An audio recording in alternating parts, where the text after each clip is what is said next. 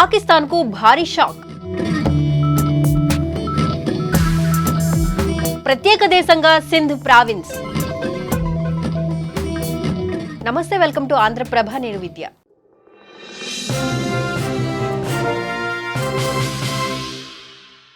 దాయాది పాకిస్తాన్ కు దెబ్బ మీద దెబ్బ పడుతుండటంతో దిమ్మ తిరిగి బొమ్మ కనిపిస్తోంది. ఆ దేశం ముక్కలు కావడంతో పాక్ బతుకు బస్టాండే అన్నట్లుగా ఉంది. ప్రజల తిరుగుబాటుతో ఏం తెలియని అయోమయ స్థితిలోకి చేరింది.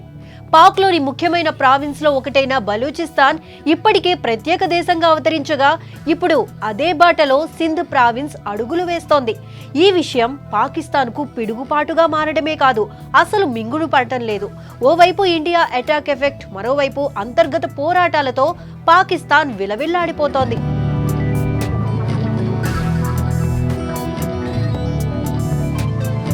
పెహల్గాం ఉగ్రవాద దాడి ఘటన తరువాత ఉగ్రవాదాన్ని కూకటి వేళ్లతో సహా పెకిలించివేయాలని భావించిన భారత్ ఆపరేషన్ సింధూర్ చేపట్టింది.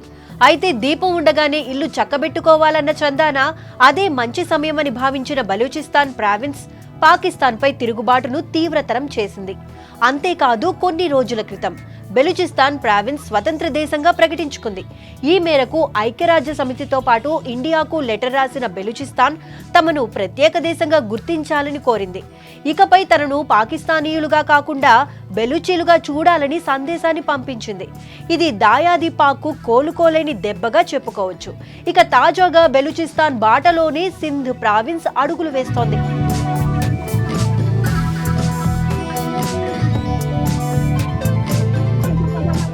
పాకిస్తాన్ పై పోరాటం చేసేందుకు ఇదే మంచి సమయమని సింధ్ ప్రావిన్స్ ప్రజలు భావిస్తున్నారు.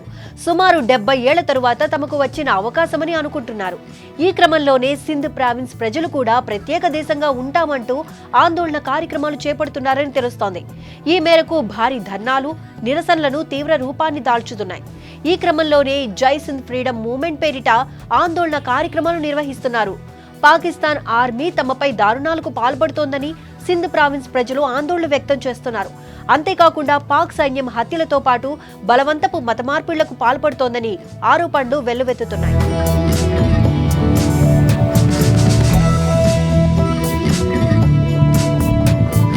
అలాగే జైలు శిక్ష అనుభవిస్తున్న సింధీ జాతీయ వాదులను విడుదల చేయాలని డిమాండ్స్ వినిపిస్తున్నాయి.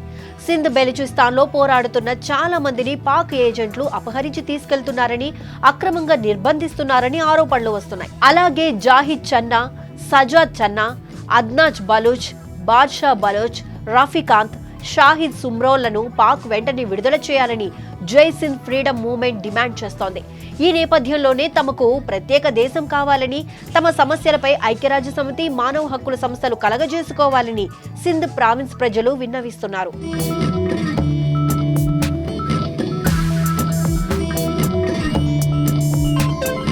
సహజ వనరులకు నిలయంగా ఉన్న బెలూచిస్తాన్ పై ఆధారపడినట్లుగానే పాకిస్తాన్ ఆర్థికంగా సింధ్ ప్రావిన్స్ పై ఆధారపడి ఉంది.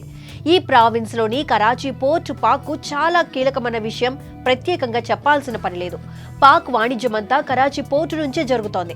అలాగే సింధ్ పాక్ లోని పారిశ్రామిక రంగంలో అధిక భాగాన్ని కలిగి ఉంది.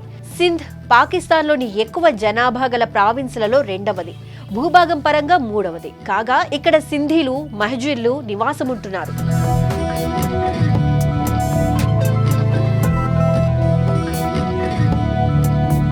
సాధారణంగా సింధ్ ప్రాంతంలో ఏదైనా ఉద్యమం కానీ, పోరాటం కానీ జరిగితే దాని ఎఫెక్ట్ పాకిస్తాన్ మీద ఎక్కువగానే పడుతుంది. పాక్ ఆర్థిక వ్యవస్థకు సింధ్ ప్రావిన్స్ వెన్నుముక వంటిది. దేశ ఆదాయంలో సుమారు 75% నుంచి 80% ఈ ప్రాంతం నుంచే రావడం గమనార్హం.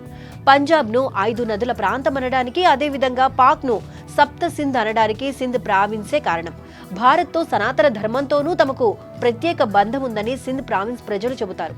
ఈ క్రమంలోనే ఉగ్రవాద దేశం నుంచి తమకు రక్షణ కావాలని కోరుకుంటున్నారు.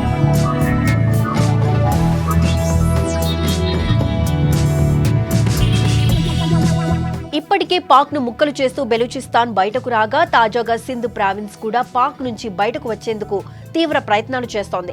అయితే ఒకప్పుడు భారత్ ను ముక్కలు చేయాలని ఈ వేర్పాటు వాదాన్ని ఎగదోసిన పాకిస్తాన్ నేడు ముక్కలుగా చీలిపోయేందుకు రెడీగా ఉంది. ఏది ఏమైనా ప్రస్తుత పరిస్థితుల నేపథ్యంలో పాక్ పతనం, నాశనం తప్పదని క్లియర్ కట్ గా అర్థమవుతోంది.